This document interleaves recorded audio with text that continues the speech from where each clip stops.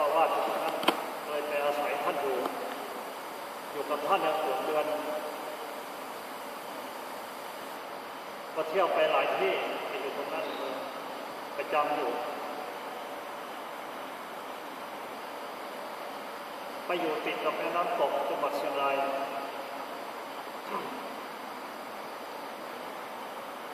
จากนั้นมาก็กลับมาบ้านอีกกลับมาบ้านหมายถึงที่เขื่อนลำเปาสำนักเก่า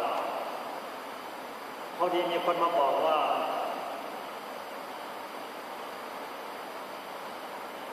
มีสำนักหนึ่งอยู่ที่จังหวัดอุดร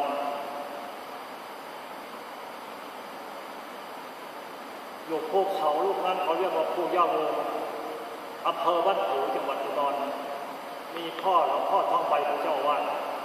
มีพระประจำพรรษา100 กว่ารูปแต่ละปีก็ไปตรงนั้นอีกที่ไปตรงนั้นไม่อะไรหรอกไปศึกษาดูว่าพระไปอยู่ในหลายรูปนี้ปกครองกันอย่างไรเจ้าอาวาสให้ธรรมะอะไรบ้างสอนกันอย่างไรอบรมกันอย่างไรถึงมีพระไปอยู่มากมายขนาดนั้นก็เลยไปศึกษาอยู่ตรงนั้นเกือบเดือนหนึ่งตอนแรกตั้งใจว่าจะไปจำพรรษาที่นั่นตรงนั้นมันเป็นป่าไผ่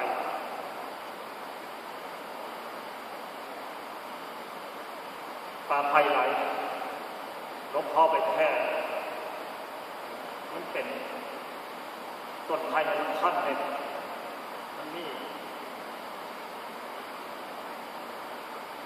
ต้นไผ่ก่อของแกได้ต้นรับทองขาทองอย่างนี้แต่มันผู้แพ้เสียงหลวงพ่อแพ้ท่านอากาศจะพูดอย่างโอนี่เดือนหลวงพ่อไปตอนเดือนพฤษภาตอนบวชเขาบวชชีพรามกันแบบกลางเดือน6วันวิสาขะนั่นแหละไปร่วมงานอยู่ตรงนั้นสำนักนั้นตลอด3 วันผมไม่ค่อยนอนมันภาคประเทศสับเปลี่ยนกันก็ใช้ได้ดีหลวงพ่อก็เลยชอบอยู่ตรงนั้นระยะหนึ่งแต่อากาศนี่ช่วงนั้นฝนตกบ่อยหมอกควันก็เยอะแล้วก็ไปอยู่ตรงนั้นก็ไม่ค่อยร่างกายก็ไม่ค่อยดีก็เลยขอเจ้าอาวาสลงจากเขานี่ไปแล้วเพราะว่าร่างกายมันไม่ดีก่อนจะลงจากเขานี่ไปพบพระรูปหนึ่งเป็นพระหนุ่มเขาเคยมาที่นี่นะเขาเคยมาวัดพระเจ้าตื้อเขาบอกว่าเขาเคยมาตรงนี้เขาบอกว่าหลวงพ่อไปวัดพระเจ้าตื้อมันมีพระแก่ๆอยู่รูปหนึ่งท่านบิณฑบาตไม่ไหวหมายถึงหลวงตาจันทร์ญาติโยมเขาต้องการปฏิบัติธรรมให้หลวงพ่อไปตรงนี้สิเอาก็เลยว่าจะไปถูกได้อย่างไรไปส่งไหมท่านตอนแรกเขาทำมาส่งตอนหลังเขาเลยเขียนแผนที่ให้อะไรเขียนแผนที่ให้ขึ้นรถจากอุดรมาลงที่จังหวัดชัยภูมิคนเขียนแผนที่นะให้ไปลงที่จังหวัดชัยภูมิแล้วก็นั่งรถต่อจากชัยภูมิให้มาอำเภอเกษตรสมบูรณ์อันนั้นคนเขียนแผนที่ให้ก็เลยมาตามแผนที่นั่นแหละลงจากเขาแล้วก็มาขึ้นรถอุดรรถปรับอากาศอุดรตีหัวลงไปลงที่จังหวัดชัยภูมิ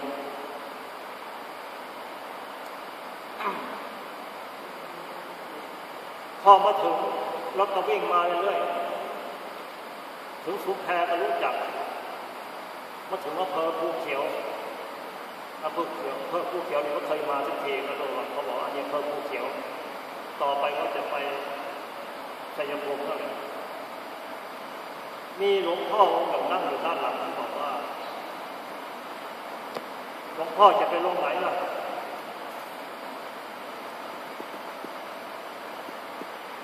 จะไป ไปลงจังหวัดชัยภูมิแล้วจะไปลงไปไหนต่อหลวงพ่อจะไปเกษตรอำเภอเกษตรสมบูรณ์เอาอำเภอเกษตรสมบูรณ์หลวงพ่อต้องลงนี่รถจอดรออยู่พอดีรถสายชุมแพแล่นลงบ่แดงจอดรออยู่มันพอถ้าท่านบอกก็เลยรีบเลย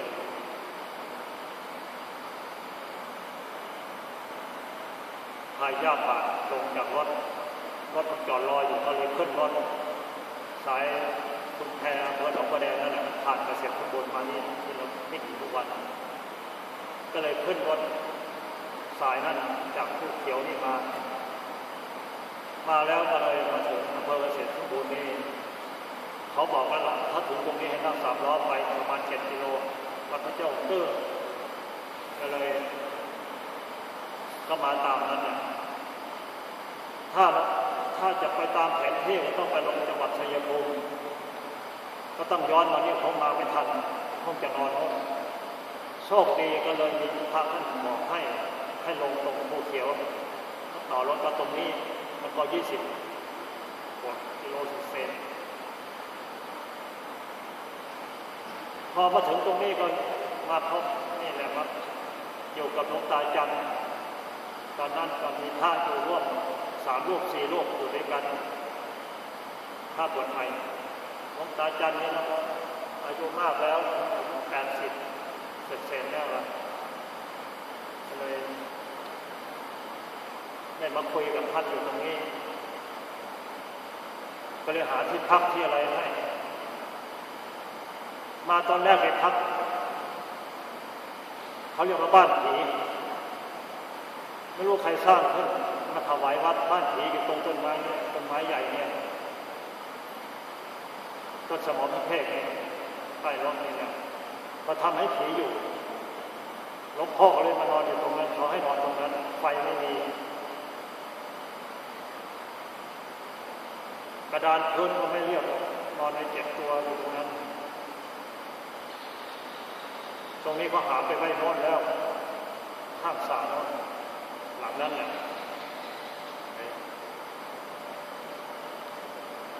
ไม่ถามว่าหลังนี้กุฏิหลังนี้ทำไม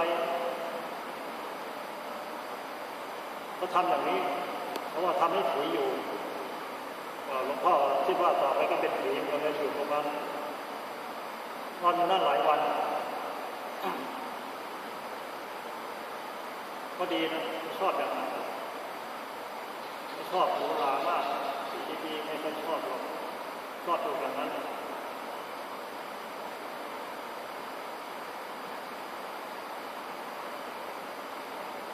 พอมาอยู่ตรงนี้ก็เลย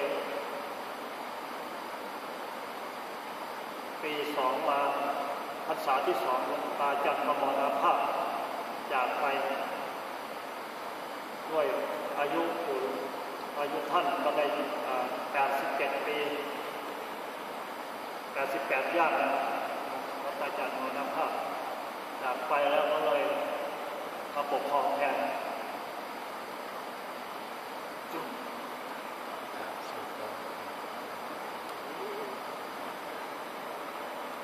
เมื่อหลวงตาจันทร์เจ้าอาวาสมรณภาพแล้วก็เลยได้อยู่แทนเมื่ออยู่แทนหลวงตาจันทร์แล้วก็เลยพัฒนาวัดวารามขึ้นมาหาดินมาถมตรงไหนเป็นหลุมเป็นบ่อก็พัฒนาวัดขึ้นมาก่อนมันเจริญอยู่มาเท่าทุกวันนี้วัดวารามก็เจริญขึ้นแต่ตรงไหนไม่ดีก็ทำบางที่ก็ทำเองพัฒนาวัดอะไรก็พาญาติโยมปฏิบัติมาตั้งแต่มาอยู่ใหม่ๆมีการ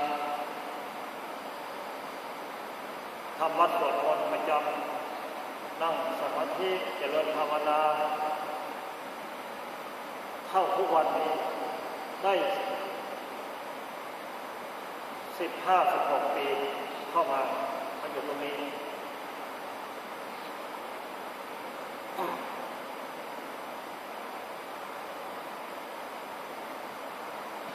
จากนั้นเมื่อพัฒนาตรงนี้แล้ว ธรรมะก็จะเริ่มขึ้นมากมายมันเกี่ยวกับที่ได้พัฒนาวัดนี่แหละได้เสียสละทั้งกายทั้งใจทั้งพลังทรัพย์นี่แหละพัฒนาวัดวาลาบารมีก็เกิดมากขึ้นธรรมะก็เดินหน้าไปเรื่อยไปเห็นอนิจจังทุกขังชัดเจนก็เลยเอาธรรมะส่วนนี้แหละมาสอนญาติโยมเข้าทุกวันนี้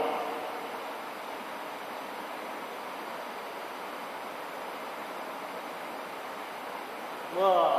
ย้อนลงไปเมื่อ2 ปีที่ผ่านมานี้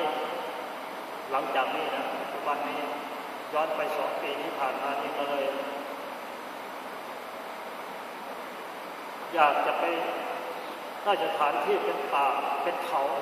หลังเขาสักสถานที่ก็พอดี